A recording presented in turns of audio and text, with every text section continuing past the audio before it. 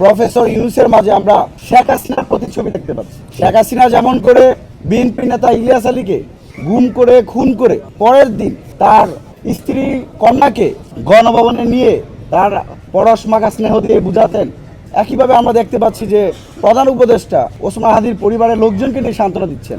আমরা তো এই সান্ত্বনা চাই না, এই দেশের মানুষ তো সেই সান্ত্বনা চায় না।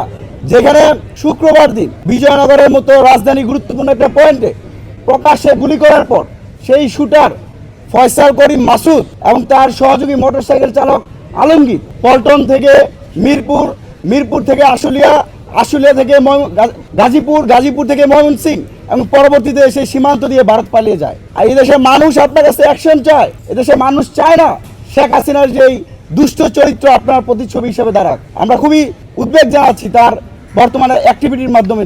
প্রায় শুক্রবার এই ঘটনা ঘটলেও আজকে সোমবার আপনাদের সাথে কথা বলছি, প্রায় 4 দিনের মাথায় এখন পর্যন্ত রাষ্ট্রযন্ত্রের মাধ্যমে একটা তথ্য আমরা ঠিকমতো পাই নাই। কোনো যারা হামলাকারী তাদেরকে গ্রেপ্তার করতে পারে না। একটা ভঙ্গুর রাষ্ট্রের বহিঃপ্রকাশ আমরা দেখতে পাচ্ছি। এবং এই যে রাষ্ট্রের একজন দায়িত্ববান কর্মকর্তা আছে, উপদেষ্টা রয়েছেন, স্বরাষ্ট্র উপদেষ্টা, তার কাছে আপনারা প্রশ্ন করেছিলেন ওসমান হাদির যে তাকে গুলি করা হচ্ছে, তিনি বলতেছেন আলু ভালো বাম্পার ফলন হচ্ছে। এরকম একটা অপদার্থ অর্থ উপদেষ্টা, স্বরাষ্ট্র উপদেষ্টা মানুষের জানমালের নিরাপত্তা দিতে পারবে না।